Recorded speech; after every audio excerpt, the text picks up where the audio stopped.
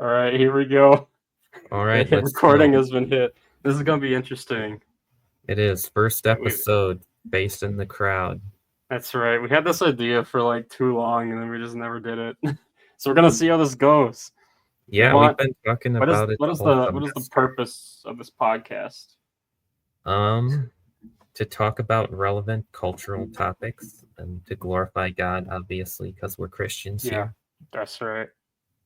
And that's pretty good. We always see we chose to like face in the crowd as the name of the show because we feel like we're more of your introverted, less social guys who may not always get their voice heard. So I figured why not do this so at least a camera will listen. Yeah, exactly. Hopefully, we'll pick up some viewers along the way too. Mm-hmm. Yeah, and we like wrote a whole outline for this type of thing. Yeah. Yeah. Our first topic is discussing the election. Let me see if this works. This does work. Let's go. Yeah, Oh, let's go. here. Yeah. Okay. Perfect. Beautiful. So this election was quite fascinating. I figured this was a good time to start it, though. Yeah, I think so. I mean, the election is like such a massive cultural thing. Yeah, we're almost 2 weeks out from it now, so almost, yeah. Fallout, and we still haven't gotten all the votes count. California's at 93%. Yeah, of course. Good job, California. Good job. Arizona's almost in. Arizona, of course, took forever to report. I stayed up till like 3 a.m. on election night or something like that, which was not a smart idea. I had to go to bed at midnight that night. Yeah, because you have yeah, we're both college class, right? students. I had an 8 a.m. class the next day. I think they called Georgia like right before I went to bed. Something like that. Yeah, they like there was a lot of states that took forever to call, even if they weren't that close. And of course, it's so like I was fascinated with the result. Like I expected Trump to win, but I didn't expect him to win every swing state, which was interesting to look at. Yeah, I didn't think anyone saw him winning every swing state. And for a while there, it even looked like he was going to win Virginia, which was crazy. Yeah, Trump was leading Virginia for a good moment there. Obviously, that just probably means that the rural counties got their votes counted before the major cities. But right, and I think generally the rural areas do get their votes counted a little bit faster. Yeah, I think that makes sense. Of course, my home state of Minnesota is still blue, but the margin is closing in, hopefully. It is closing in, and for a while there, for like until up to like 15%, it was red, and it was like, wait, it's going to turn blue here. Yeah, right.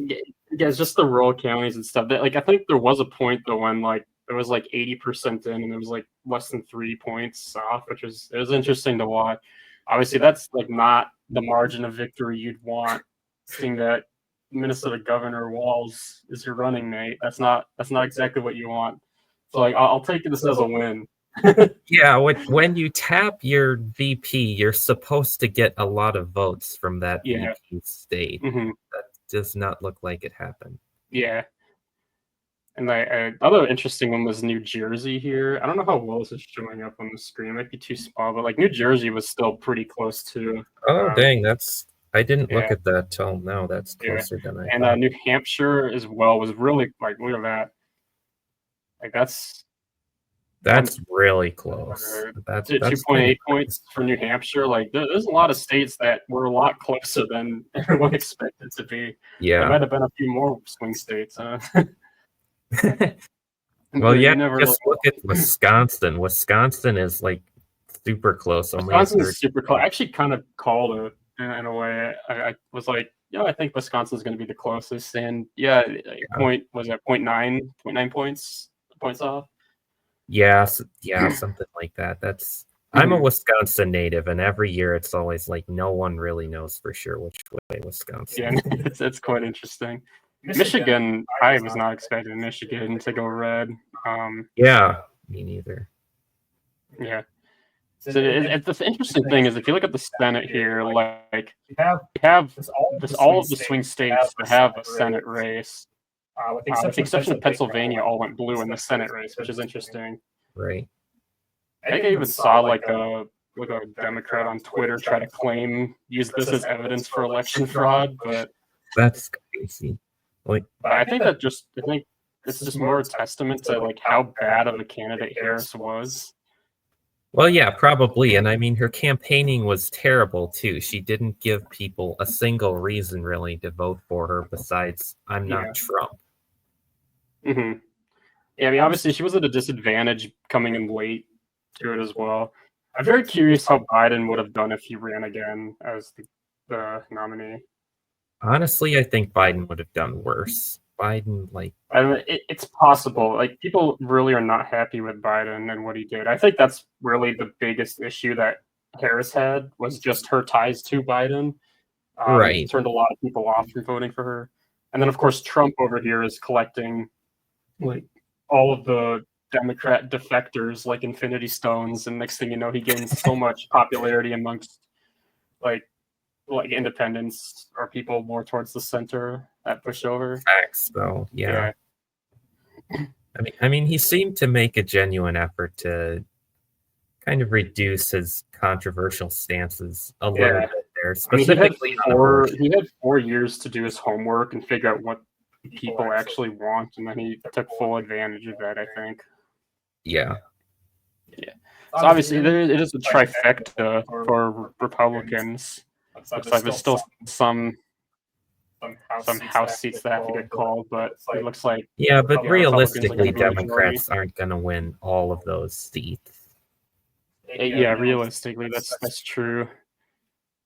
I mean, we got some in Iowa, it looks like. The Iowa ones are probably going to go red. Iowa, yeah.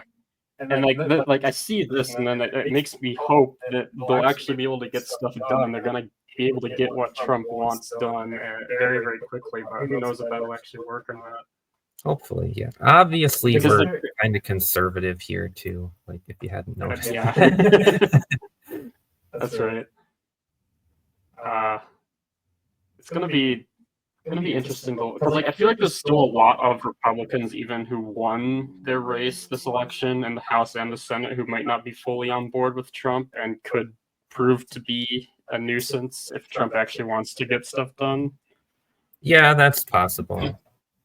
So, like I feel like generally people though, I think it's hard to say like, oh, we have the best advantage we've like had in years, and I think you would have to be really stupid to throw this in the garbage bin and waste the entire time. Yeah, I mean, I wouldn't be surprised if the House goes back Democrat in 2 years. It almost surely will. Yeah, it probably will. That would not surprise me at all. Yeah, I'm very the midterms in 2 years are going to be interesting to see.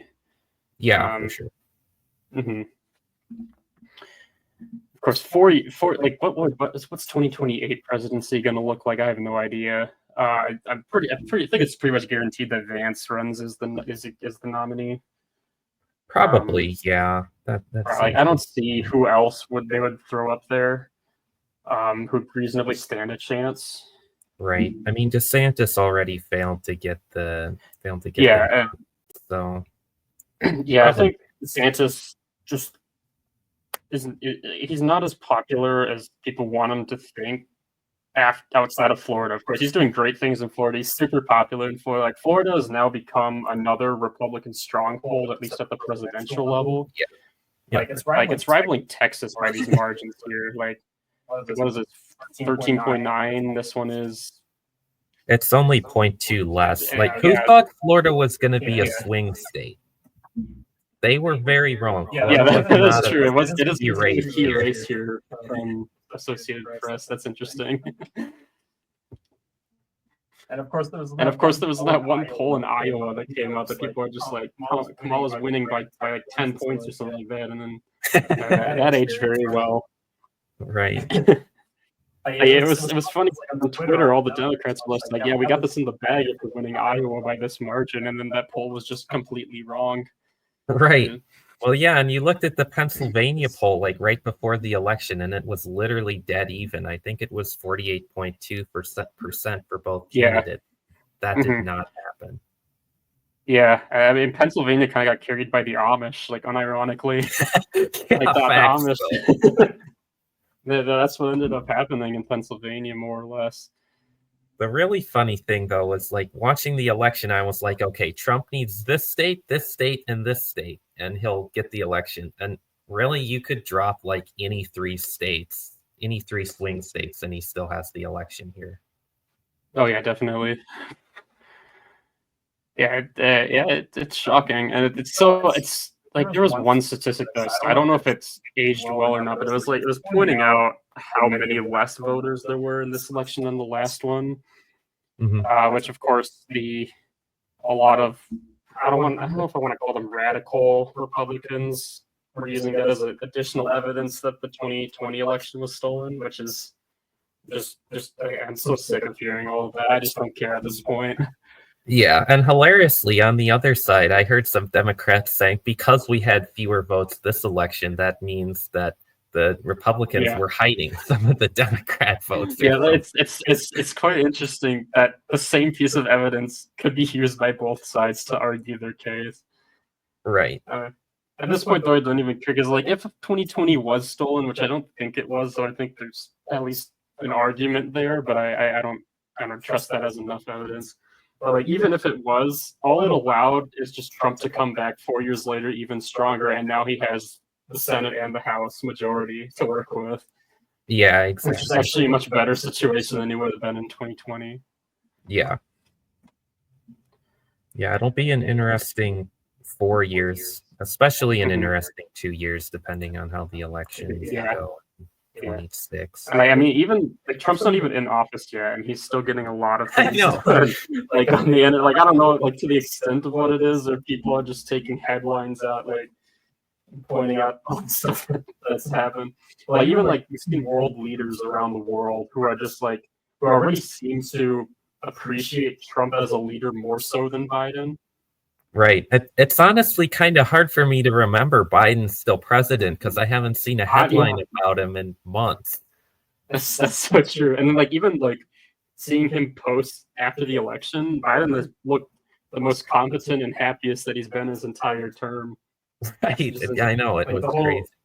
The whole Twitter conspiracy of Biden actually voted Trump, I think, is really, really funny, and it wouldn't be actually that far off from possibility. Yeah. I mean, he wore the MAGA hat, so. Oh, we should have had a picture of Biden in the MAGA hat. Yeah, we should have. That was such a like. I thought for sure that was AI when I saw that picture first, or like, and it just turned out to be absolutely true. Obviously, like he wasn't wearing it like as a support for Trump. He was mostly just doing it for the crowd or whatever. Yeah. It was so hilarious.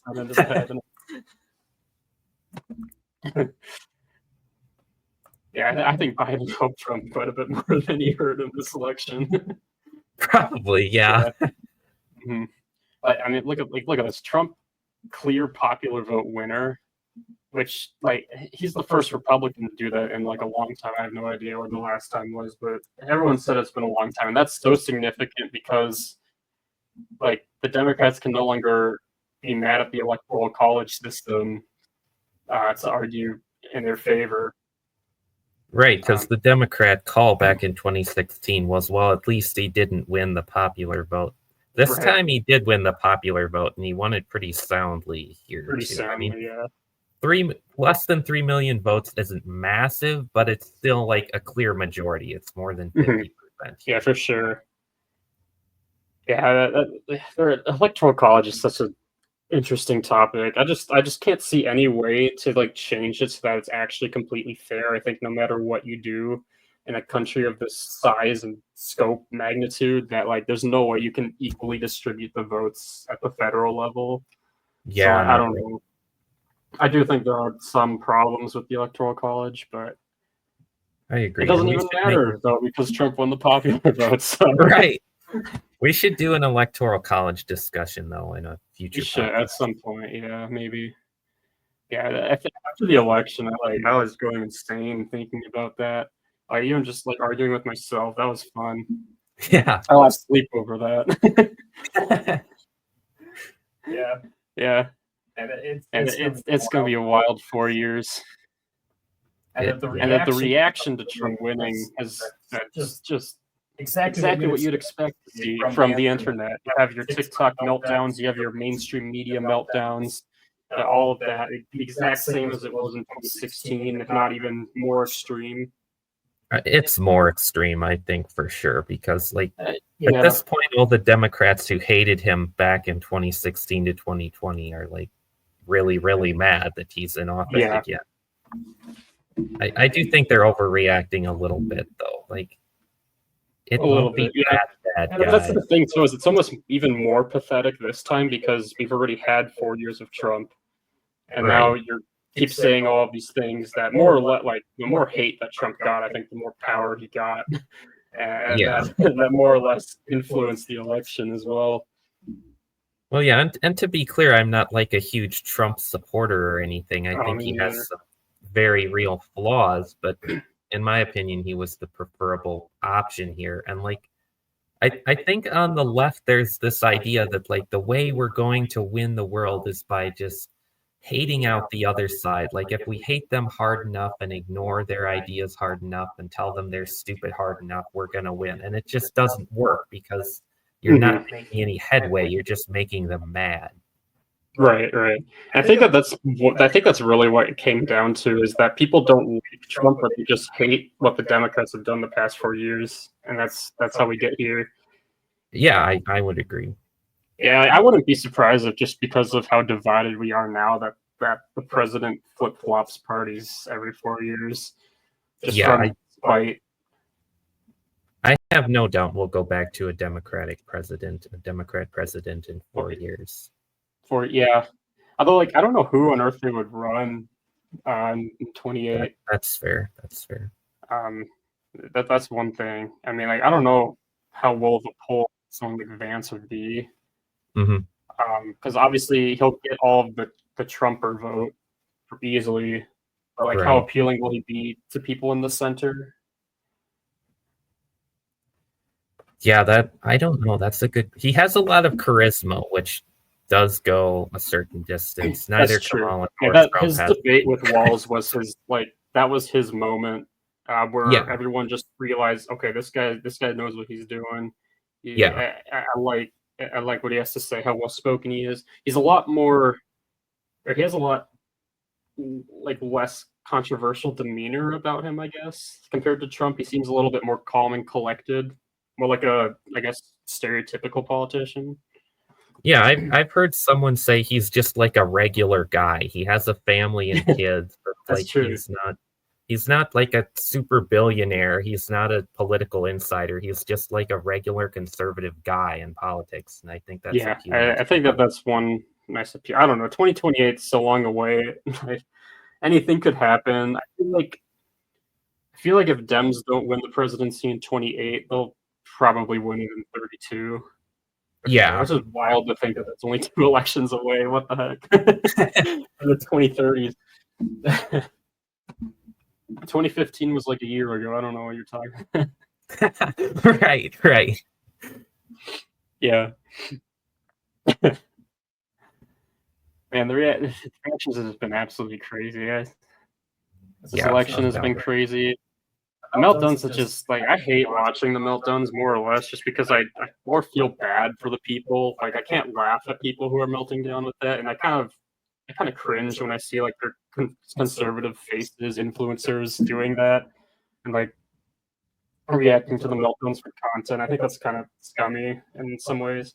But like, I do feel for a lot of the people, but I do think that a lot of the reactions, a lot of the meltdowns are reacting to things that aren't even true about Trump or the Republican Party. They're completely blowing it out of proportion if it's not just a complete lie that they believed. Yeah, I agree. I don't want to make fun of people for like having legitimate concerns about Trump, but I think in a lot of cases those concerns are blown out of proportion because they misunderstand what he's going to do. Oh yeah.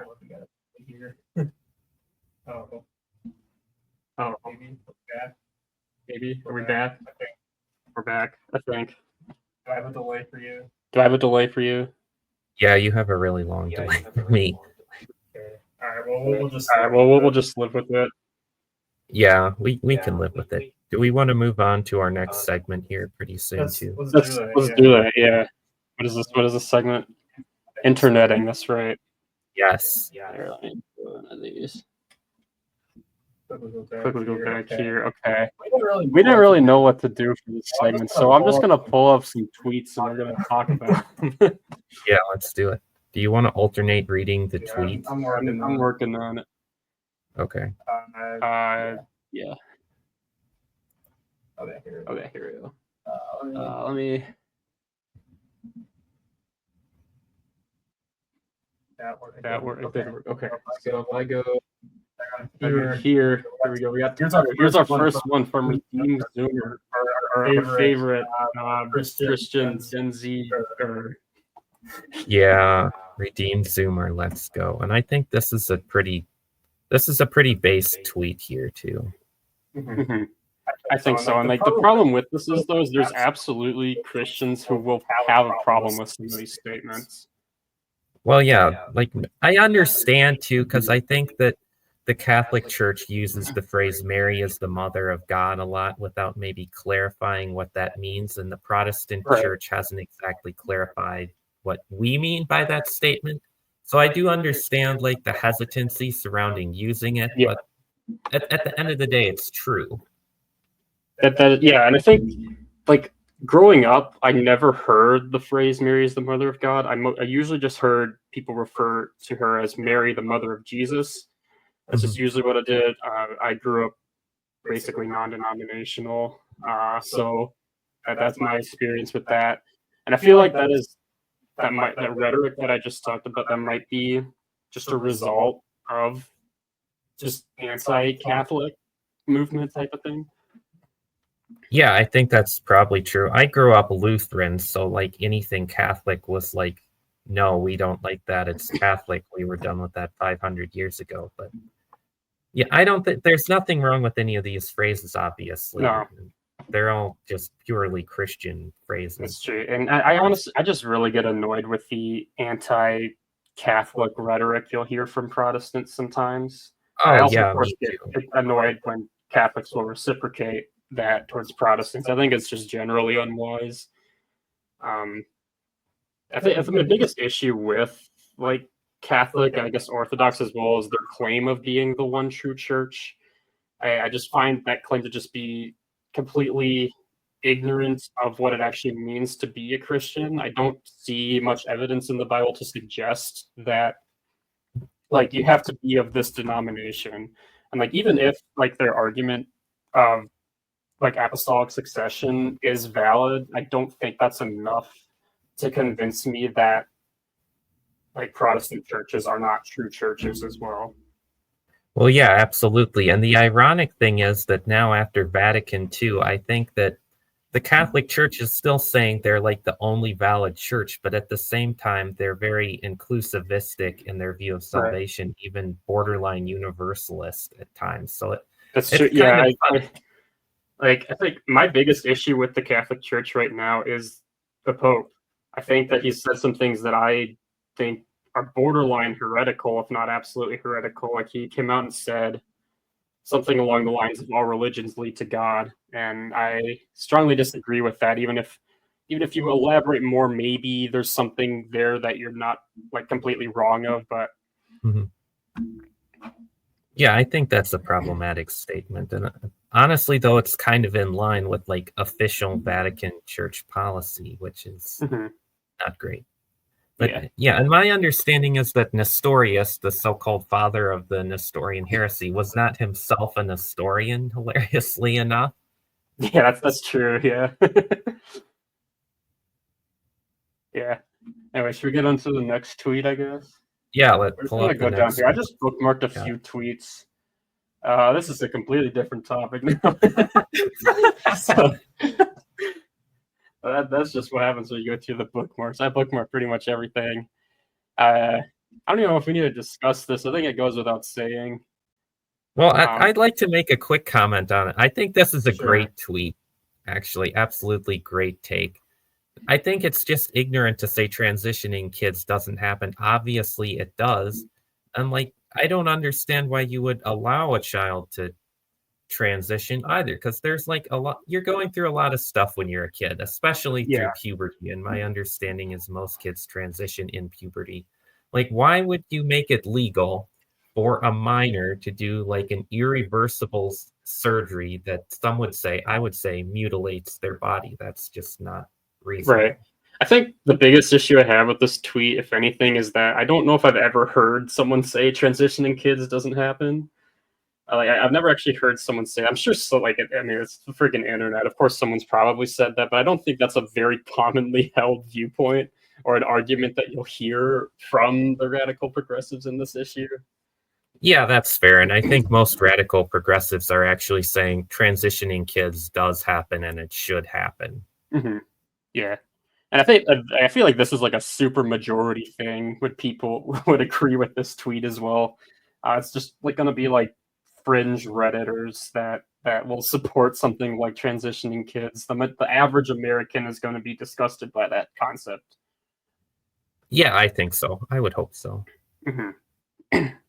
Yeah, next one here. Back to, I guess, church talk. So this is from Smash Bales.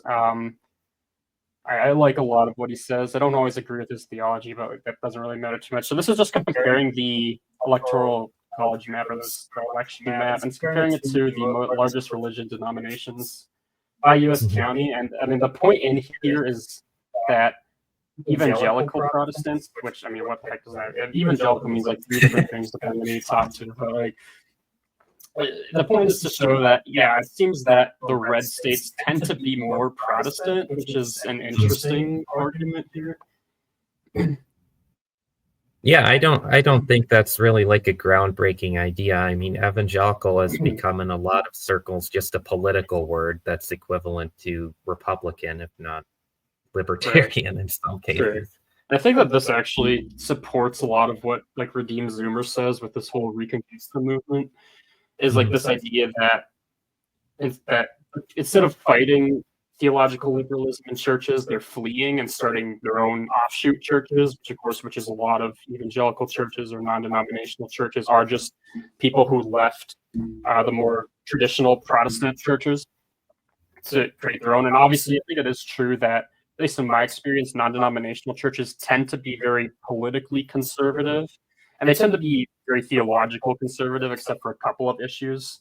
Like, for example, my church growing up was part of the Assemblies of God, but that's essentially non-denominational in my opinion. And I feel like they were very theologically conservative, except for the issue of like egalitarianism. They weren't full-blown egalitarian, but they did have women who had the title of pastor. But of course, at that church, pastor didn't necessarily mean head of the church. It just meant like a staff position at the church, more or less. Sure. And we should do a talk about egalitarianism in one of our future. We got a lot of topic ideas, and we don't have time to do every topic. Yeah, for sure. So. Yeah. But yeah, I don't think it's any big mystery either that like the mainline Protestant church is shrinking at a rapid rate. You look at any set of stats and people are just pouring out of the mainline Protestant church. And I think some of those people are just like, wait, why do we even need church anymore? Because some reason we're still following like a traditional liturgy, which a lot of people aren't happy with these days. And at the same time, we're not really doing anything in church anymore. It's not taken so seriously. And then you have the other half of people who actually care about church and Christianity. And those are the people who are largely going to the so-called evangelical Protestant church. Right. Yeah, I think that's okay. I want to just say, like, even though I'm non-denominational, I'm not necessarily okay with a lot of the trends I see in non-denominational churches. I think they're, I don't want to say, I guess, sure, ignorance of church history is not necessarily the best. They don't study the church fathers. And I think that there is something lacking in that extent. I'm not a huge fan of contemporary Christian music. I don't like despise it like Redeem Zoomer or someone like him would hate it. I found like there's a lot of instances where those songs are just like, wait a minute, this song has questionable theology at best, or it's just completely lazily written and doesn't have any musical talent to it. Well, yeah, I would say I straight up hate most contemporary Christian music just because it's lazily written. there's also a lot of those CCM songs that do have very bad theology. Mhm. And yeah, the evangelical non-denominational movement isn't perfect. And I think maybe like the main comment in this tweet, America is better because of evangelicals. Like, I think we should probably be a little more nuanced than that in Yeah. the way we're describing things, honestly. But I mean, it's Twitter. yeah, Not just that's fair. like yeah, and I think there's one other thing in this map that's concerning, and that's the green. The green in the map for the Mormons. So if you think so Mormonism is tricky, I do consider Mormons to be a heretical sect of Yeah. Christianity. I don't even call them a sect of Christianity. They're just completely separate. There's a lot of videos on YouTube with people a lot smarter than me and a lot more theologically sound than me who have been able to break that down. But I mean, obviously, as Utah, everyone knows as Utah. But it seems like it's expanding a little bit, and I think that's slightly concerning. Well, yeah, I'm kind of shocked, honestly, how far north Mormonism looks to be completely dominant there. I thought it was like mainly just Utah, maybe a little in Nevada. Yeah, it's quite interesting. And like what it's Mormonism. The other one is Jehovah's Witnesses. Those are like the two most frowned upon sects of pseudo Christianity that you'll hear. Both of them, I do think, I'm not super familiar with their teachings, but both of them I do think have teachings that would classify them as heretical, that would not consider them as Christians. I have a better understanding of the teachings of Mormonism, I think officially the Church of Latter-day Saints now, than of Jehovah's Witnesses. But yeah, they're both heretical, easily heretical. Yeah. The one tricky one is like Seventh-day Adventist is oftentimes grouped in with that group. I should probably study them more. I don't really know what they believe beyond we have the Sabbath on Saturday. I don't. From what I've seen, it seems to be mostly intact with the teachings of Christianity. If anything, I think it is very fundamentalist.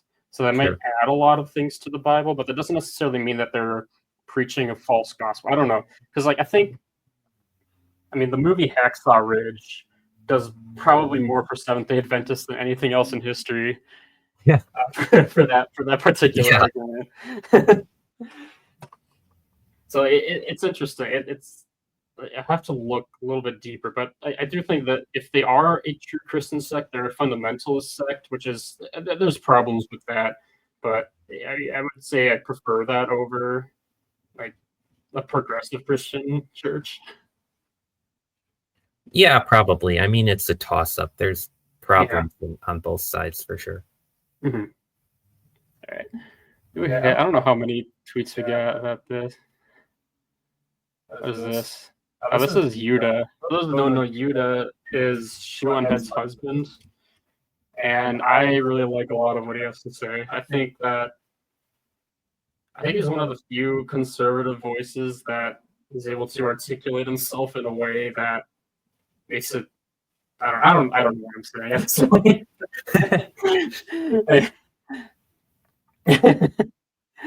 What is this quote? What does this tweet say? Between this, Vosh calling the working class stupid and ignorant, and so many leftists online saying racist things about Latinos, do you need any more evidence that these people don't believe anything they say? It's all comfy, feel-good, hippy-dippy BS until they lose.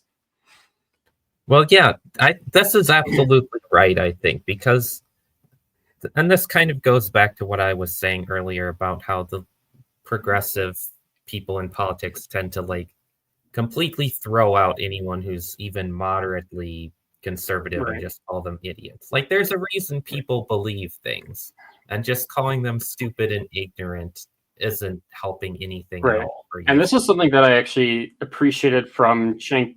I don't know how to pronounce his last name, whatever, with the Young Turks, is that he is willing to call out his own. And sure, I disagree with him on virtually everything, but I can at least respect someone who's able to take shots at their own. I think that's very respectable. Yeah, absolutely. And just try not to be a jerk in politics. You don't call people idiots just because they voted for someone other than you, please. Right. And that could be more or less what caused people to vote for Trump. Just like all of the name calling has gotten to a point where virtue doesn't mean anything. Like we're at a point where like being called a racist or a bigot is almost like a badge of honor on the internet amongst the conservative sphere, just because it just means that like you're standing for conservative beliefs at this point, even if it has nothing to do with it. Mm-hmm. What about we talk about the quote tweet here? This is obviously what Yuda's responding to. Yeah. And like this is the type of thing that like what you were talking about, how like even the smallest thing will cause other progressives to like completely shun them. Right. Like, obviously, I find the idea of transgender people voting conservative. I mean, Trump is not conservative. The modern Republican Party is not that conservative, but it's more conservative than like the left. So I guess there's that. It's like I appreciate being able to appeal to some members of the LGBTQ community for the votes. Obviously, especially recently, there's a lot of that community that is rebelling against the more radical sect of that community, and a lot of them did end up voting for Trump, which is interesting.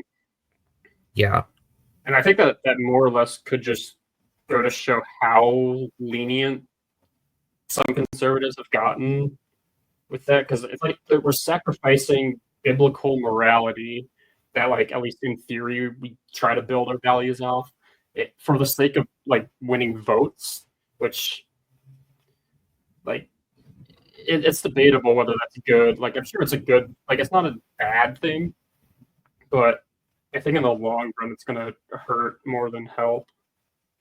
Yeah, I think it's a really tricky issue because like what we believe to be moral generally isn't going to be exactly equivalent to what we believe should or should not be legal.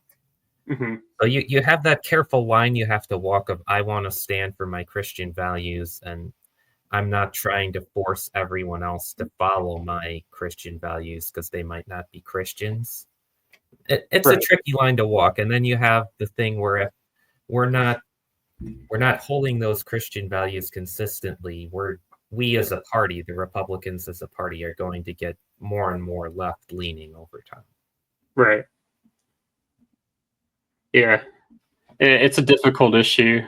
Here comes Zuby out here. Zuby, I'm not convinced that IQ and common sense are correlated. What do you think about that? Yes, kind of. I think that. I don't know. I mean, I don't think they have to be correlated. But I mean, this is like the most Twitter take of all time. Like like I think the argument I think he's trying to say is like being educated does not necessarily mean that you're smart. That's probably the logic where this argument came from. That it's very common logic and rhetoric you'd hear from the right. It's kind of a hard argument to decode, honestly, because if we're just reading it literally, he's saying people with a high IQ score don't necessarily have common sense, which I think could be true.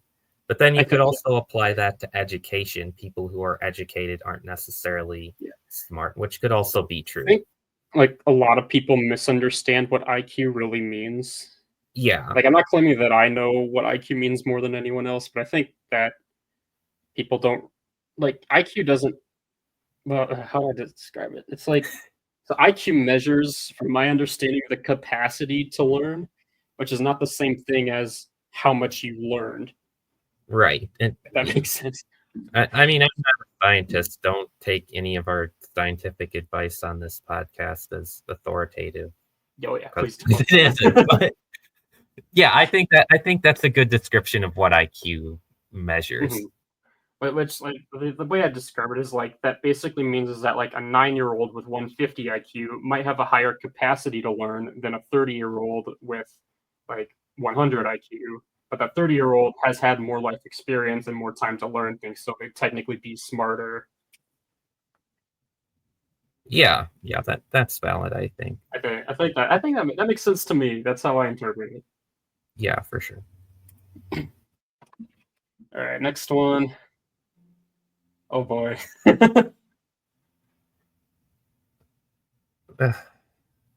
What? What are we doing?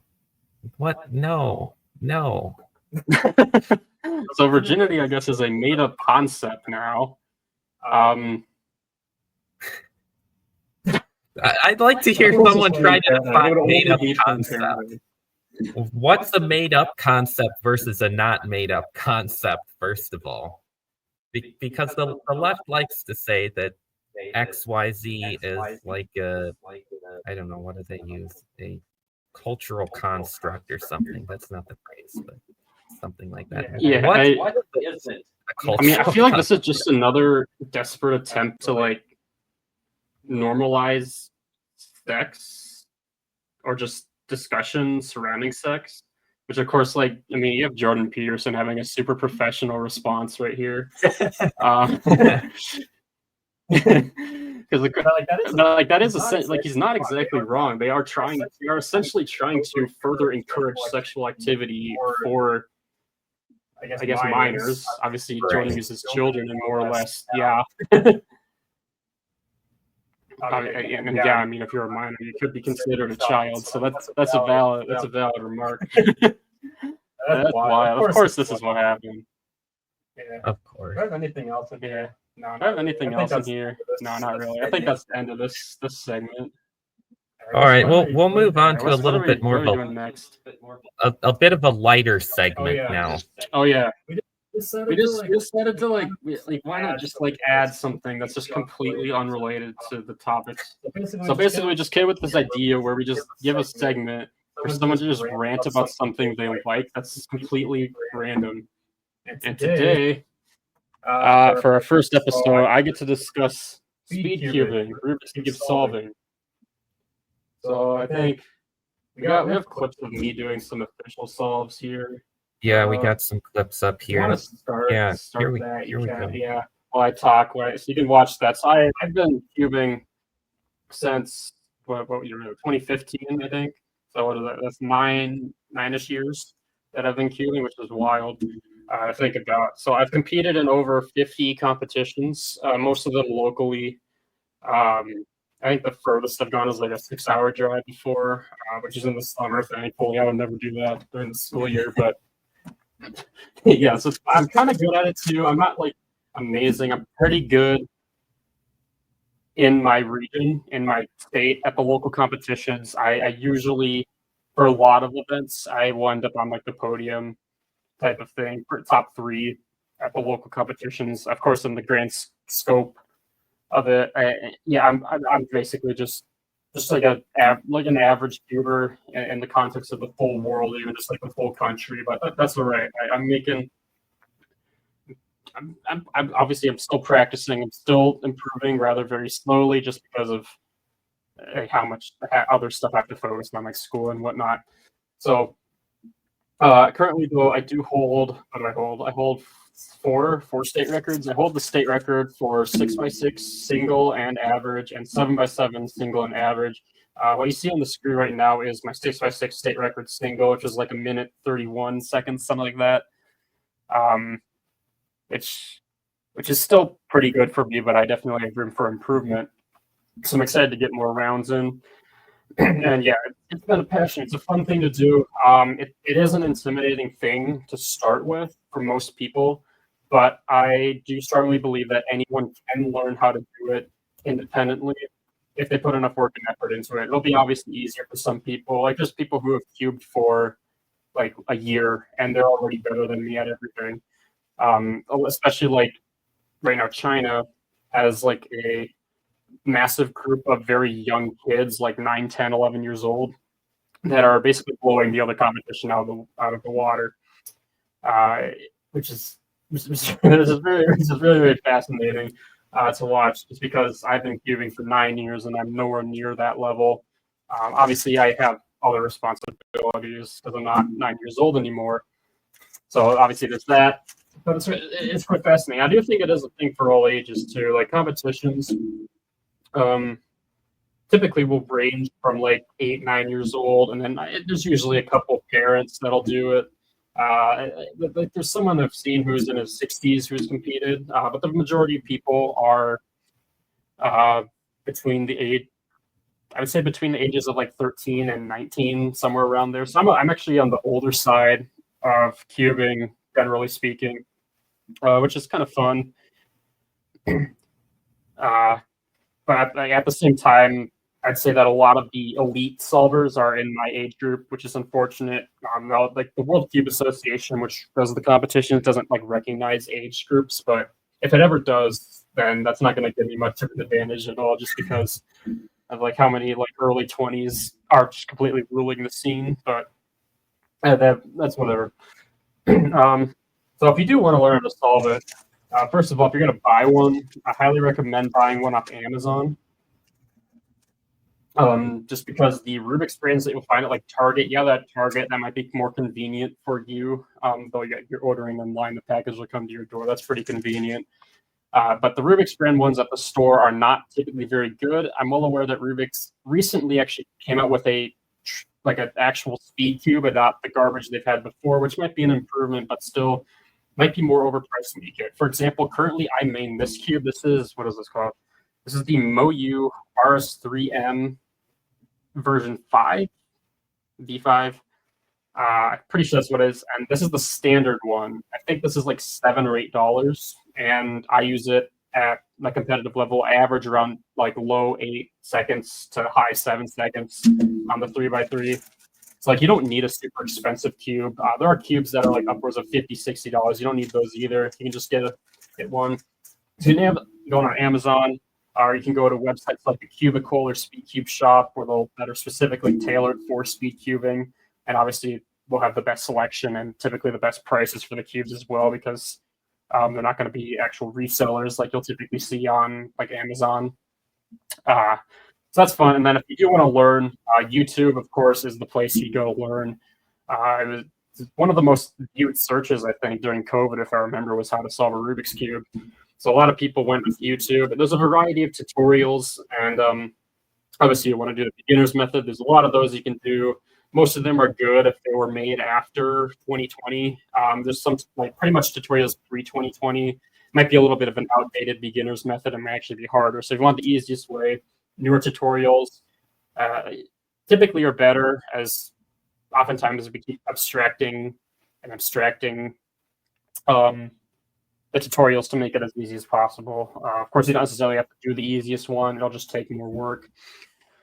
Anyway, so like what you just saw at the video there, that was me solving a clock. That is one of the 17 official events recognized by the World Cube Association. That's also probably the most unique. I got one right here. This is just a different one. And this is one event that I've been practicing quite a bit just because it's fun and addicting, whatever. I average on clock right now around 3.5 to 3.6, but I tend to do really badly in competition, so I haven't gotten anywhere near that yet. But yeah, so of the 17 events, we have 2x2 through the 7x7. So there's that troop junk, and then there is just a variety of like different shaped puzzles.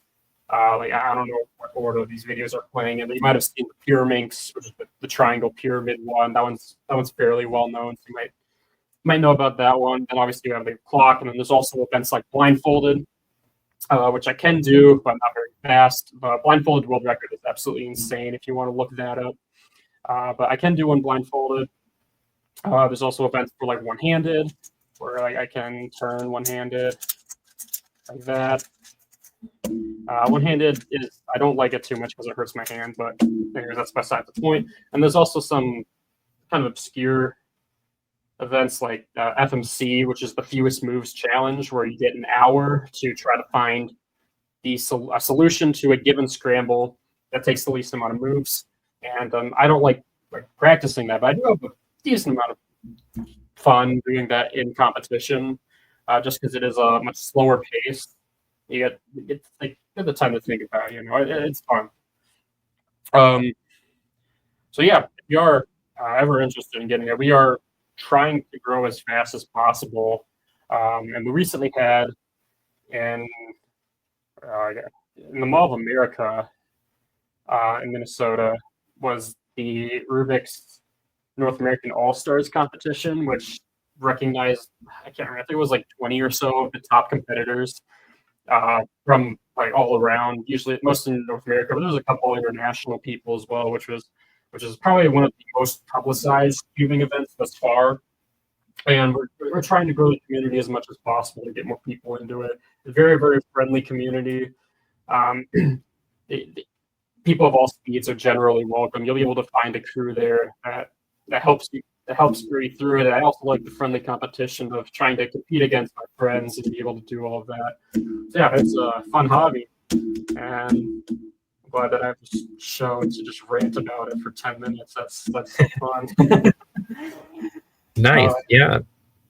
So definitely go and buy yourself a reasonable Rubik's Cube of any shape or size you're interested in. And you were telling me the other day, Tyler, how many solves you had in 3x3 or whatever. What was the number? It was like crazy. Yeah, like I've been keeping track of my solves on my phone because there's like app timers for cubing and stuff. And like I've been keeping this session for a long time. I think I'm over 15,000 3x3 solves at this point. And of course, that's not even including untimed solves. So I probably had upwards of 20,000 times solving this cube. That's insane. If you had to make a guess of how many times you have solved any type of Rubik's Cube or clock over your life, what would be the number? Probably, wow, 40, 50,000. Dang, that's crazy. That's really impressive. That might be a conservative estimate too. I have no idea. I've done a lot of untimed solves, so that's where it gets challenging. Yeah. All right, so anyways, there's that. And Baden, your turn next week for a topic that you are passionate about. So yeah. Spoiler alert, it'll probably be chess. I love chess. I would love to talk about it. Maybe I'll even play some games like live on the show or something. That might be maybe fun. And I can watch. And I can play chess too. Okay, I'm just not good at it.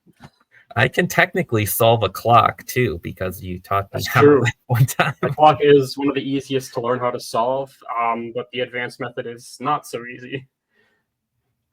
But anyways, going on to our next segment here. We are at 50 minutes. This is a lot longer than we anticipated. We were like, if we can get like 45 minutes of content, that's probably a good start. Okay, so we decided that we wanted to have a segment specifically for theology topics.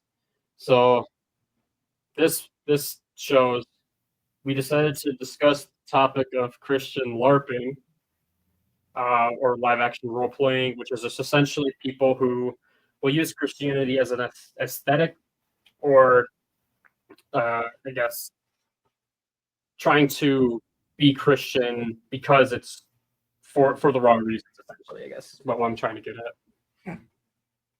Yeah, but you'd be surprised how big of a deal that actually is these days, especially in some circles. Yeah, I mean, one part of the challenging part though is that whenever you have whenever you talk about, oh, these are fake Christians or something along that lines, people will accuse you of either having a superiority complex, or they'll try to use like a no true Scotsman type argument against you in that sense. But the reality is there are objective things that make someone a Christian or not a Christian that goes far beyond calling yourself a Christian. Right, for sure. And I mean, I do think we need to be a little bit careful in who we say, well, you're not a Christian, because ultimately we don't know for sure. But when we're seeing people live their lives in a way that definitely isn't a Christian, like stop it, either be a Christian, please be a Christian, or don't call yourself a Christian if you're not one. Yeah, and you see a lot of this online. I like to bring up the red pill community when we do this, just because I think there's a lot of individuals within the red pill that use Christianity as an aesthetic or for some sort of superiority complex, but they only are Christian or will call themselves Christian because they perceive it as something traditional. The red pill's obsessed with like being traditional or just being like generally conservative, to a point that I think that they might have the wrong heart or the wrong outlook on why some of those things are what they are. Well, right, yeah, and like the 1950s were not the ideal time period in all of history that everyone should be trying to get back to. Like there are going to be advantages and disadvantages, good things and bad things about any period in history. And I'm not saying that all LARPers base their entire aesthetic and stuff on the 1950s. Right. But it's the low hanging fruit there. But my point in all this is like tradition should not be authoritative because ultimately it's just what people were doing in the past, and what people were doing in the past is not necessarily good or right. Right. Yeah, and I think the other side, well, not the other side, just another form of Christian LARPing is going to be what you might hear described as the free grace movement, which essentially is the idea that that through God's grace we are saved, but that doesn't mean that we have to be fully submitted to Christ in order to receive that salvation type thing. Right, yeah. And I guess like the big theological word that might apply to that is antinomianism, where you're just like, well, I already got God's grace, so now I can do whatever the heck I want. And that's not how it works, okay? That's not how it works. You have to be committed to following Christ. Faith is not just an intellectual belief, it's a commitment. Yeah, I think that this is especially prevalent amongst younger people, this type of idea. Obviously, we know that like as people get older, they tend to get more conservative, and right now, people getting more conservative tend to also become more religious. You even have a lot of conservative figures that are giving faith or religion another chance, something along those lines. But it's especially just the young people who have that rebellious instinct, I guess, but they are still forced to attend church. So at least, and I mean, they might be, but at least they believe that they are Christian for that reason. Yeah. And I mean, when you combine this with the kind of trend you see among Gen Z, among our generation, where men are generally getting more and more conservative, I mean, LARPing becomes more and more common because conservative sometimes often equals more religious. So. Yeah, that's true. And I think I saw a statistic. I don't know if it's like reliable or not, but it was that the Gen Z is the first generation where men have actually been more religious than women, which I think is interesting. I think religion in general is still on the decline amongst Gen Z, but it seems to be more in a decline from women, which is interesting.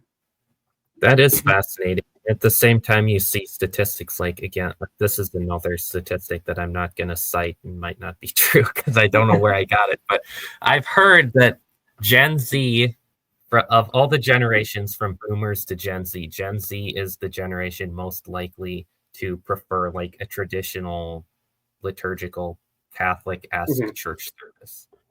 Yeah, and I've noticed that amongst, I guess, Gen Z conservatives is they tend to promote the high church denominations like Catholicism and Orthodoxy, and then I've seen a lot of them either just ignore or if not outright shun the lower church denominations, which it might just go into that aesthetic thing because obviously there is much more of a clear aesthetical look of those high churches compared to the low churches.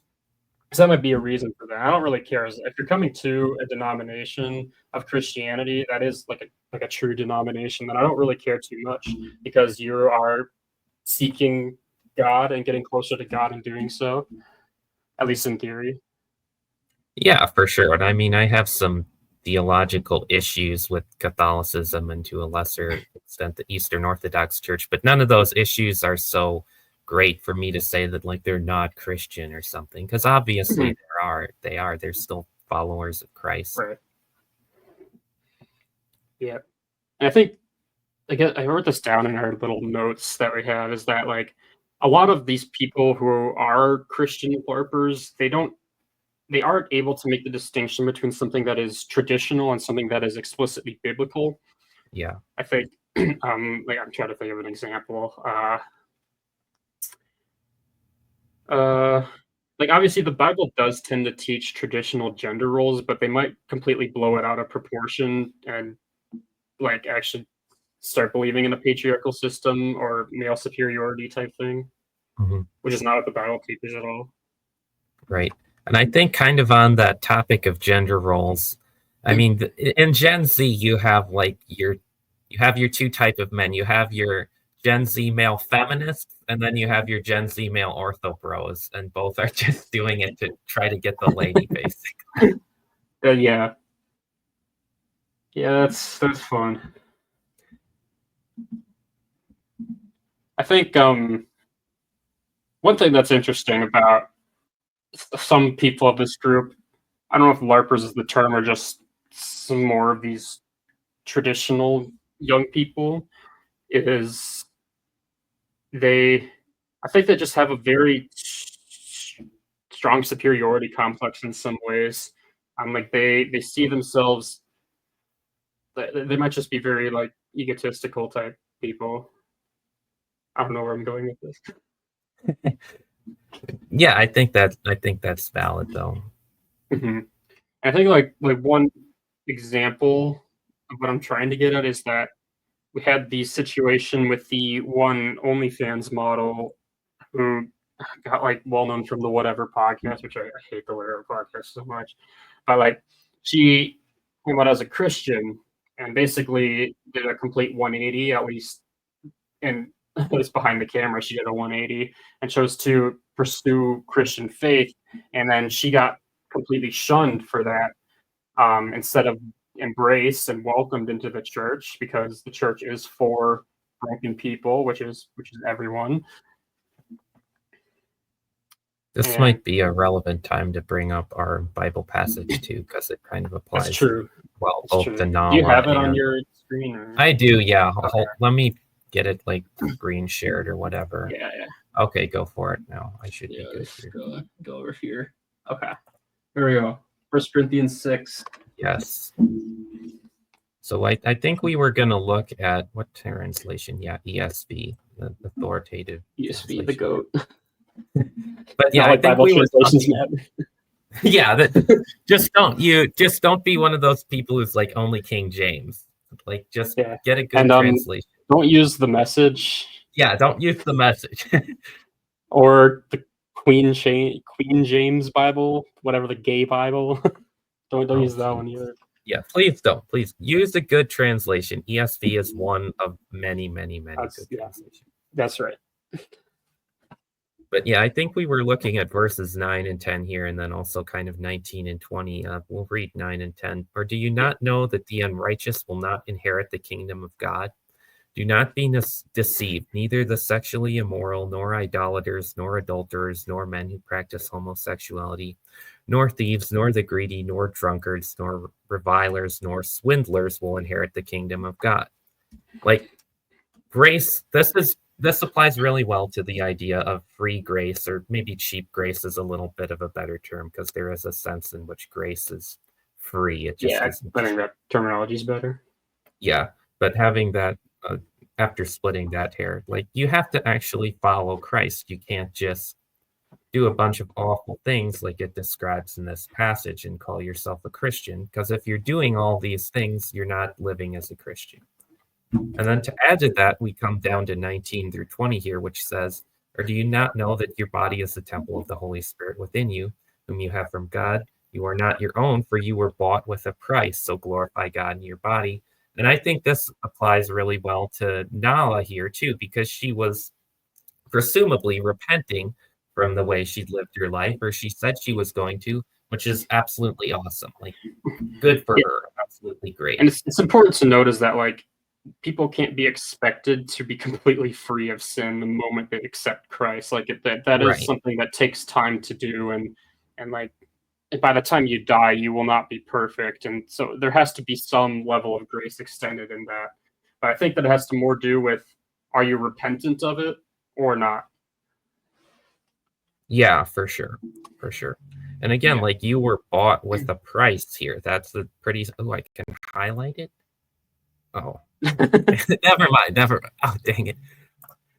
Anyway, what was I saying?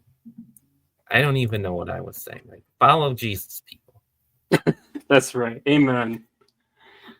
All right. Going on to our last segment here, over an hour. Yeah, let's go. That's good. All right. What is our last segment? We are also massive movie people, or just we just like watching movies, you know. So we decided we just have a segment dedicated to talking about movies. So we're gonna start off with the movie we watched last night, which is second here. Is The Hobbit: An Unexpected Journey. So I've watched all the Hobbit movies. Theoden has not. This is his first time watching this movie, and then we'll obviously eventually watch the other two. But we have some thoughts about it. So you want to kick us off? Yeah, so first of all, Tyler, I think we would both agree that the 3 Lord of the Rings movies are the best movies ever made. Would you agree with that?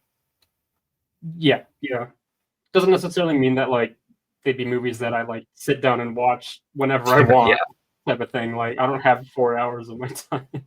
But they are all 3 of them are in my top 10 at the very least, if not top 5, if not top 3. Yeah, for sure. They're all phenomenal movies, and this movie just didn't quite live up to the same expectations for me. I mean, I love The Hobbit. It was my first favorite book. I still read it.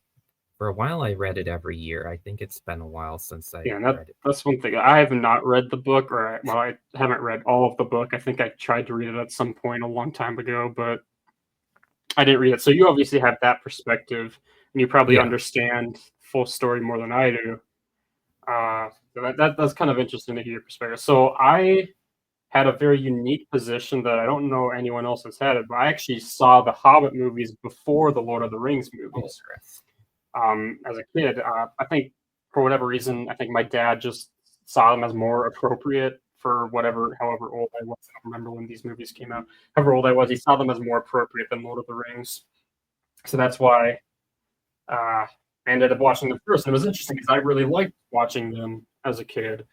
Before I saw Lord of the Rings, and then when I saw Lord of the Rings, I didn't even think about The Hobbit anymore because Lord of the Rings just blew it out of the water, I think. Facts, though. Mm-hmm. So I guess to start with, I'll highlight some of the things I liked about the movie. I mean, it's in the Lord of the Rings universe, and it's generally fairly true to the basic timeline of events in the book, which is nice. I thought that the acting was generally pretty good. I mean, it wasn't like best acting I'd ever seen, but it was good enough. And some of the settings were really cool too. Like Rivendell was great. The Shire was great. And it was just like a fun action movie. There were some fun combat scenes. So yeah, like it wasn't seriously deficient in any way. Those were the things I enjoyed about it. I'd say the standouts for me are the Gollum scenes in the cave. I think are pretty good. Of course, Andy Serkis is just like the greatest mocap actor of all time, or definitely up there. And then I also really like a lot of the Dol Guldur scenes. Obviously, Clayton, you haven't seen all of those scenes, but I did kind of like that sort of more of the setup for Lord of the Rings. While like obviously the dwarves and that company are not the most important. Like they don't even mention for the most part in Lord of the Rings. Right. So that story doesn't matter as much to me anymore. Yeah, the Dol Guldur stuff was a really good addition. I think it's mentioned in like one sentence in the book, if I remember correctly. So to kind of get them to see it in the movie was really cool. I enjoyed that. Yeah. And there's problems we have with the movie. Oh boy. So obviously I think that part of the issue is just how the Hobbit movies were made. I think at least I don't know all the information, but I wouldn't be surprised if they were more rushed. And maybe even had a smaller budget. I don't really know. But I think that obviously I've seen all the Hobbit movies. I think the biggest issue is trying to make it 3 movies. I think that it would have made more sense to make it 2, or at the very least, significantly shorten the 3 movies. Because I mean, even the non-extended edition of The Unexpected Journey is like over 2.5 hours long, probably like 2 hours 40 minutes, which is which is ridiculously long for most movies, and the extended edition is just over 3 hours. Obviously, like that's nowhere near Lord of the Rings, but Lord of the Rings also has a lot more content, has a lot more significant characters, a lot more settings. I have to keep jumping between because there's multiple storylines. This one seems to have like one clear storyline that it has to focus on, and they just drag it out so much. Well, right, yeah, it's a 1,000-page book versus a 300-page book. So making a 300-page book into like nearly 12 hours if you're watching not 12 hours, nearly 9 hours if you're watching. I'm not a math major, people. But yeah, nearly 9 hours of content. It just doesn't quite work. And another issue I had is they added to the book in some ways that weren't really necessary. Like they constantly had them being chased by orcs throughout the whole story, and that wasn't in the book. The book was a lot lighter, bumbling adventure kind of thing. Sure. I mean, maybe that's just me being like one of those annoying, actually in the book kind of people, but. A bigger issue for me though was the CGI. Like everything in the movie was CGI. You were mentioning that as we watched it. Yeah. And like I didn't think it was awful, but like until right at the end with the Eagles, oh my gosh. Mm-hmm. The Eagles right at the end of the Unexpected Journey just looked so bad for whatever reason. At least in my opinion. That was the moment when it was most clear. I didn't think they looked like awful or like insultingly bad, like a green screen or anything like that, but like they just weren't great. And obviously, the Lord of the Rings was a lot more practical effects. It seems like at least I think that's right. I think that's right too. And my problem with the CGI wasn't so much that it was abysmally bad, aside from the Eagles, which somehow managed to look worse than the Eagles in the Lord of the Rings movies, which are older.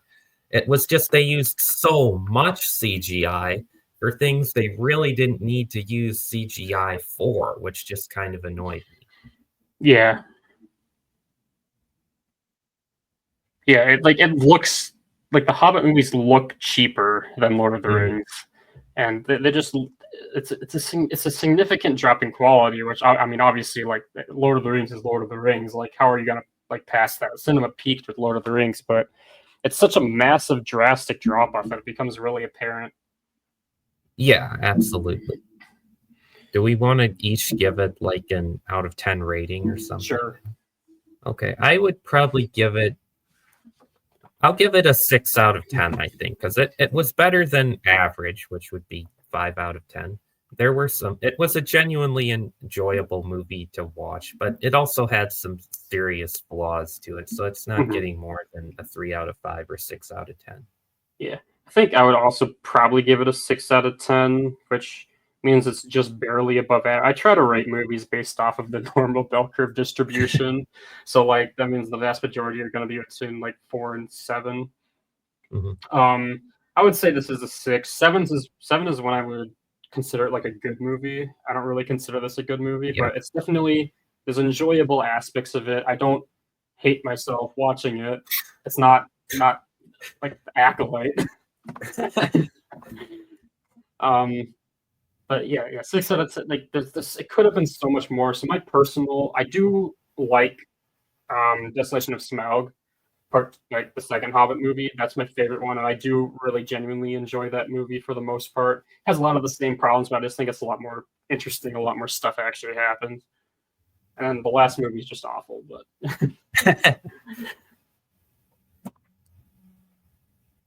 yeah. Yeah, all right. Do we want to move on? We have some other stuff to mention in the movie, some news, I guess. Go to the next slide, I think. Yeah. So this is the first, I think it's the first official picture for the live action How to Train Your Dragon. Obviously, there's not much to analyze here, but it's something that's happening. What are your thoughts?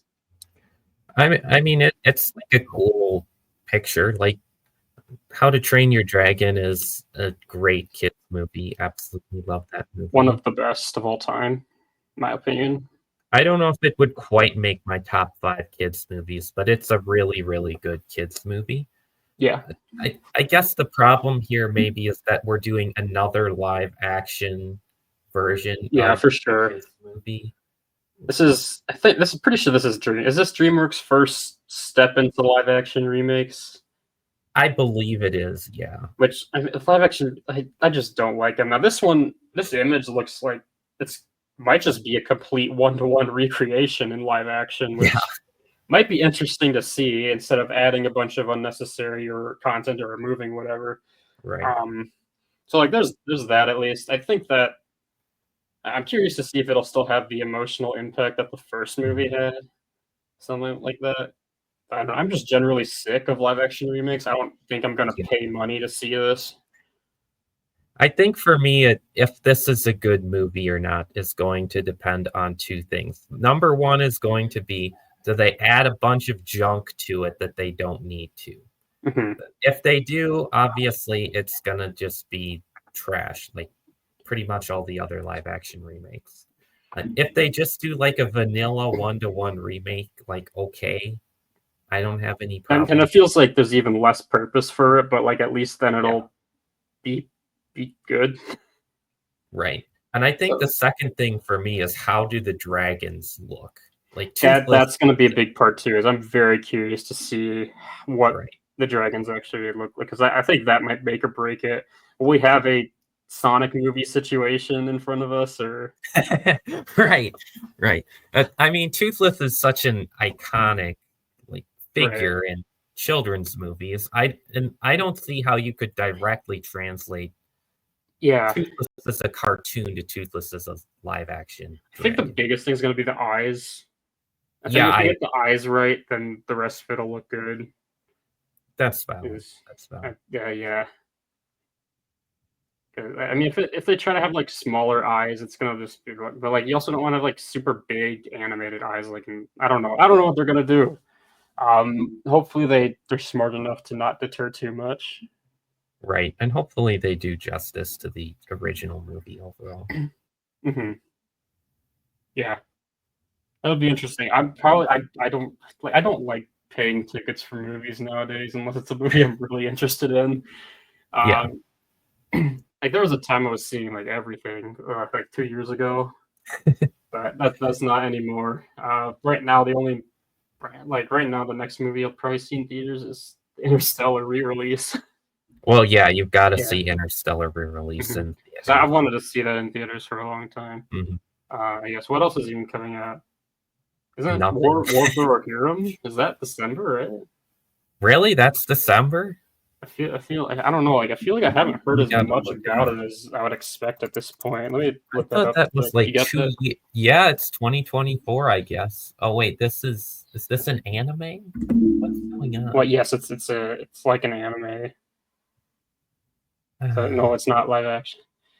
Now I'm just that's not even the biggest issue with the trailer. If you've watched the biggest issue people are happening is the fact that it looks like it's going to be a bait and switch, and you're going to have a female lead who isn't even named in Tolkien's works, instead of whatever. What's the guy's name? I don't friggin' Helm Hammerhand. Yeah, that's the character that everyone loves and should be the center of the story, at least in theory. But it doesn't seem like that's going to be the case. I don't know. I think it could still be good, but maybe it might also just be a further insult to Tolkien's works, like Rings of Power. Yeah, Rings of Power was Have you even watched? I watched the first 3 episodes. I got to the scene where she was like riding the horse or whatever, and it was like Hallmark movie levels of cheesy. And I was so bored one weekend that I just watched the whole first season, and it was not fun. Oh gosh, I don't even. The second season might be better. It also might be way worse. Yeah, I don't have the heart to try and see either way. Me neither. Which is sad because Rings of Power should have been such a cool part, and like the freaking $1 billion budget, you think they'd make something decent? Like, I think we should probably start just assuming at this point that just because a movie has a big budget doesn't mean it's going to be any good. You think, right? I mean, when did Rings of Power season 1 was a while back too. I remember. I think that was our freshman year of college, which was Was 2 it? years ago. I think so, because Here, we I'm watched gonna the look it first up. couple episodes together. It was, I think, fall of 2022, probably. Let me look this up quick. Oh, it was fall 2022. Okay. Yeah, it felt like a lot longer ago. Maybe it just felt like there was such a long amount of time between the two seasons for some. I don't know. Or maybe watching the show itself sapped years from our lives. Right. How did we get? We're talking about how to change it. Anyways, we have one more thing we want to talk about. We went to the last topic. All right, we're just rambling at this point. Okay, what is this? This is this is the announced Star Wars release. So Star Wars is in a situation. It's been in one for a while. Having this tendency to not make the audience happy, and then they lose money because no one wants to watch their slop that they're going on. Not all of it's been bad. I like Rogue One, and what else did I like? I like Mandalorian season 1 and 2, and Andor. Andor was great. I'm a huge Andor great. And on the topic of Andor, Ahsoka could have been good, but it wasn't. It was bad. Ahsoka was bad. Book of Boba Fett was bad. Oh gosh. And then Acolyte. I haven't even watched all of Acolyte. I think I got halfway through, and I'm just like, "What the heck is this?" I think I probably watched the rest through. The Everything with Pause podcast with Mahler. I think I just watched their reactions to it and called that good. Yeah. So, anyways, you can see this is the list here, and you can even see at the bottom there. There's like, five that are at least presumed canceled, not completely canceled. Yeah. I feel like they realize that they have a lot of stuff that they're going to have to change or overcome if they want to get back to being approved to the approval from the audience for what they're doing. Yeah, and I feel like when Disney bought Star Wars, they were just like, yes, we're going to make $10 billion every year off of this by making just as much content as we can. And after they started churning out content that was just not good, starting with the sequel trilogy and then going into like their non-Mandalorian, non-Andor Disney Plus shows, they realized, oh, we have to reconsider this because we're losing. And like even like when did Force Awakens? Was that 2017? I think. That sounds vaguely right. So that'd be what I was in middle school then. So I think I actually liked Force Awakens originally, and it's obviously the strongest of the sequel trilogy. Yeah. But like it's hard to watch that without attaching it to the other sequels, and it's just bad. I think I saw all of the Disney Star Wars movies except Force Awakens in theaters, and like on initial watch, I like sort of enjoyed all of them, but then like The Last Jedi and whatever the last one is called, The Last Skywalker or whatever. Last Skywalker.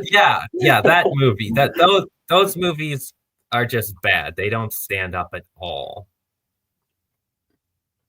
Yeah, and I kind of agree. Like, I didn't outright hate them when I first watched it, but then when I really thought about it more, and I thought about it in the grander context of Star Wars, or it might have been just rewatching the originals that did it, and I'm just like, hold up, these are an insult to these original characters, and like, I mean, sure, like the CGI looks good, but like that's not everything. That doesn't make it for a bad story or bad characters or whatever. Yeah, absolutely. And like you look at so many of these things here, so many of them don't even have like titles. Like you have to have a reason to make the movie. If you're just churning it out for no reason, it's gonna flop. Although I guess maybe that's not true because no one asked for Andor, and Andor was phenomenal. So I think Andor still didn't do that great. Like, how do they measure the shows? I think Andor was like the only Star Wars show where viewership increased as it went. I think that is the case. Of course, it doesn't necessarily mean that they made a profit off of it. Right. I don't know if they did or not. But I think that there was just such a strong word of mouth with Andor that it could have been one of the more successful shows, at least as far as what they expected. And I could be completely wrong on this, but I think the numbers showed that Andor's like, it's still something people watch on Disney Plus, whereas like no one's watching Book of Boba Fett on Disney Plus at this point. Yeah. Yeah, it's a sad state watching them crumble and burn. Yeah. At this point, they're just probably better off just scrapping everything and starting over. Well, yeah, scrap everything south of like the Mandalorian movie here. Go back to the drawing board and come up with some good ideas, and then make a genuinely good movie. Mm-hmm.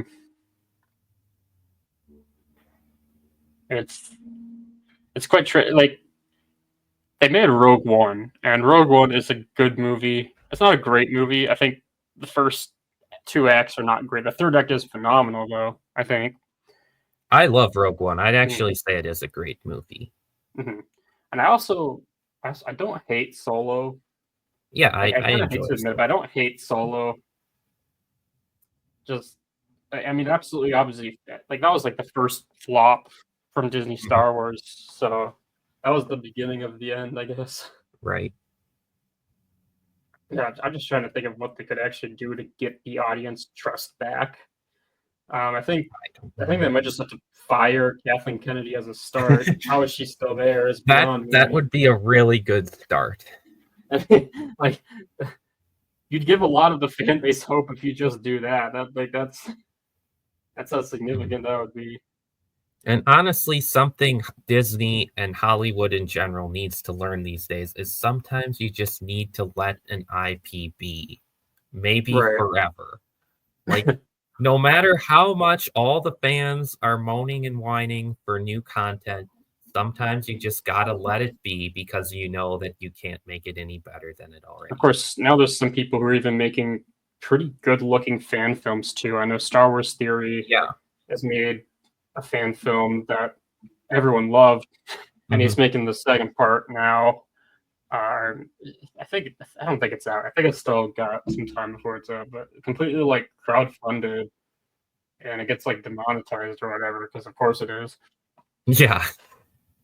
It just shows that there are people passionate about it that can put their heart into these stories, and that Disney's not finding them. Yeah, for sure. I mean, people still love Star Wars. The people who grew up with Star Wars are like, I don't know, like my parents grew up with Star Wars. My father absolutely loves Star Wars. Those people are still very much a part of society and culture today. Right. Yeah, and I think that like, the biggest issue is just like a lot of the Disney stories don't have the most compelling characters.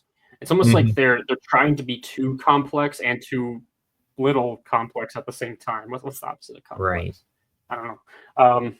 Like if you look at Luke Skywalker's story arc, it is stereotypical hero's journey. That might just be the influence it's had has made it feel like the stereotypical hero's journey. But in that simple hero's journey where you have these struggles you have to overcome and eventually gain, I guess, your full potential or whatever.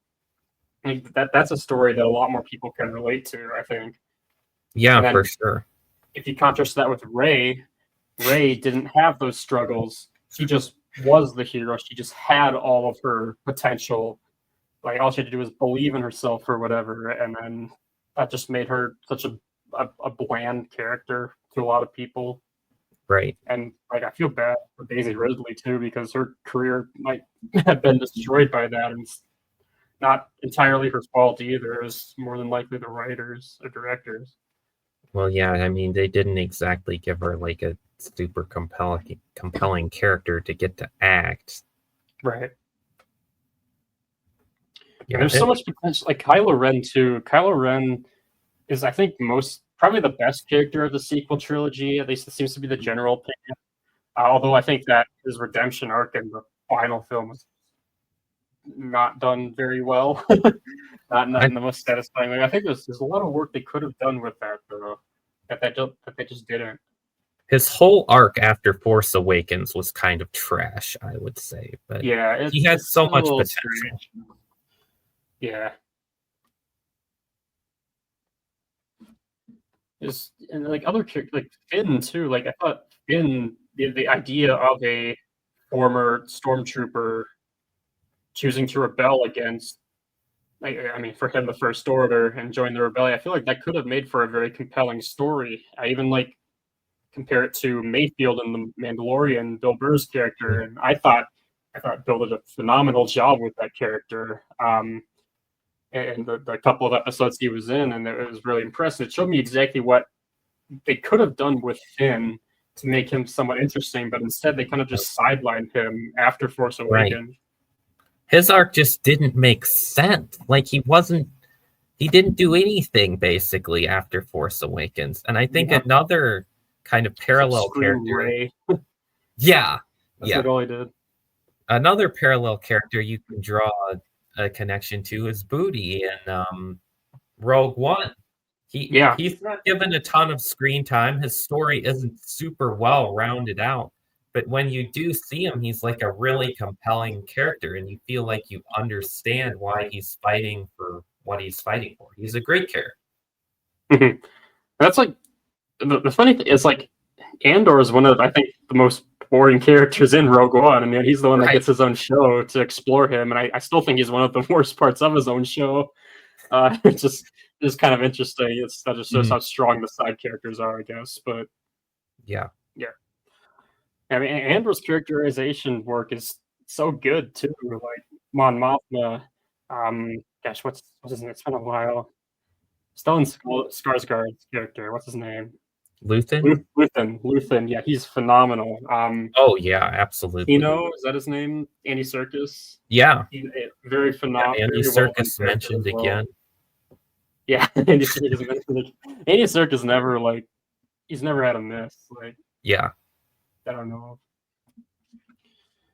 It's like there are people that can make good Star Wars shows. It's just that they aren't getting the opportunity to, or whatever.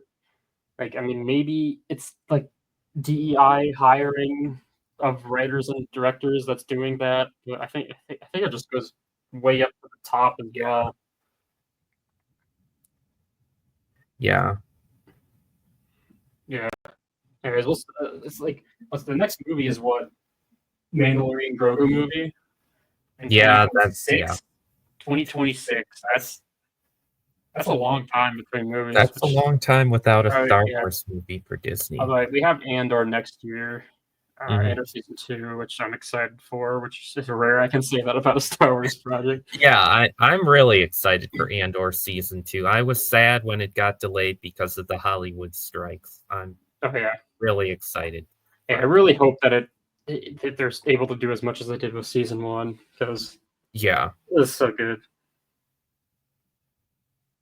And like some of these, like Taika Waititi's Star Wars movie, like I heard about that, I swear, like 4 years ago, and we got no update with that. I personally don't really want Taika Waititi to direct a Star Wars movie. I think he's had like 2 good movies, but maybe he could do something with that. He did he help with The Mandalorian at all? I think he did. To my knowledge, he was the one droid. He was in it, and I don't know if he directed or anything, but I don't know. Jon Favreau seems to be the most level-headed person working at Star Wars right now. Yeah, for real.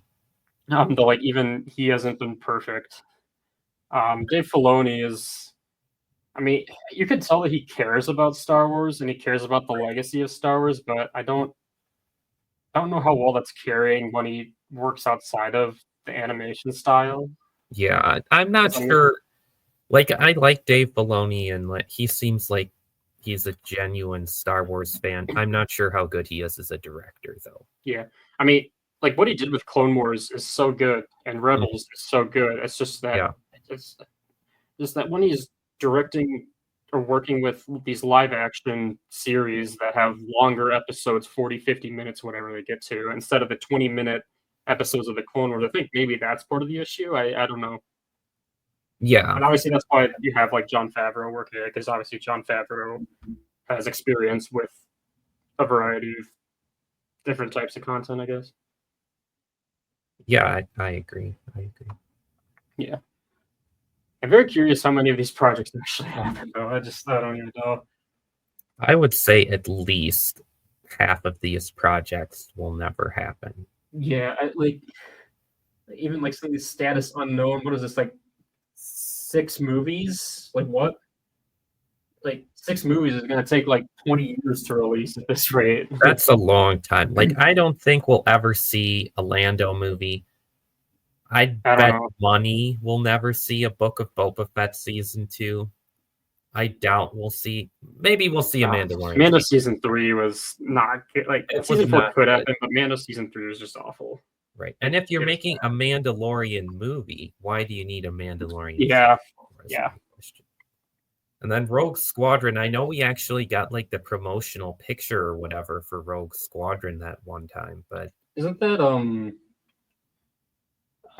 what is Rogue Squadron about? I can't remember. Why is my camera blurry? Is it blurry? It looks yeah, blurry. it's Okay. going blurry there. That's my laptop moment, I guess. Maybe I'm wrong. Maybe we didn't get a Rogue Squadron promotional picture, and that was Rogue Squadron, is that going to be the one with Gina Carano? I don't even know. Because I thought they were going to do something with Cara Dune, but until they fired her for stupid reasons. Yeah, we'll see how that. I don't expect to see that anytime soon. Yeah, me neither. Next, right now, the only things with release date is Skeleton Crew, which I don't really care for. It looks like it's a kids show, so like whatever it is. Which is fine. Like if you make a solid kids show, good for you. Right. I'm not gonna watch it, but I probably won't watch it either. Although my brother might watch it, and I'll be at home then. So you know, my brother's a much more passionate Star Wars fan.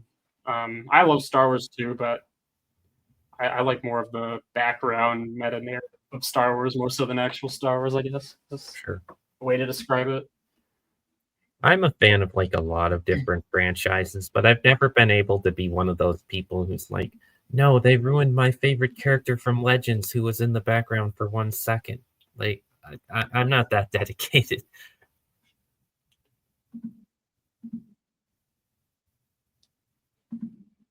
Oh, nice. Camera's back now. Is that better?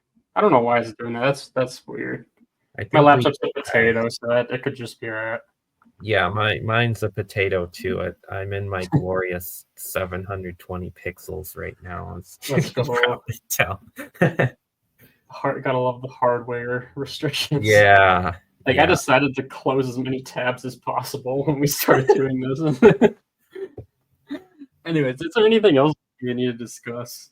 I know we got through everything on our list. Yeah, I guess. I think we'll probably try and do another podcast next week, probably. Next well, yeah. Well, we're going next week. We're going to try to do this weekly. Yeah. We can, yeah. That works. Hopefully weekly. No promises, though. Yeah. Yeah, we'll see how that goes. Yeah, I don't think I have anything else now. You want to sign off, Tyler? Yeah. Sure, we are signing off. Maybe I can maybe try to see if we can get another one of our friends on to get 3 people. That's an option as well. The show might just become much longer though, so I don't know. I don't know if that's the smartest play. We'll see though. We'll see. We have a lot of plans, I guess you could call it. So yeah. If anyone's watching this, I guess thanks for tuning in. Yeah, thanks for tuning in. Like and subscribe. Ring the notification. Oh my gosh, I hate myself for saying that. I specifically told myself starting the channel I would not do that. I know you've done it on the channel. Oh well, that's all right. All right, we're signing out now. Signing out, guys. Thanks for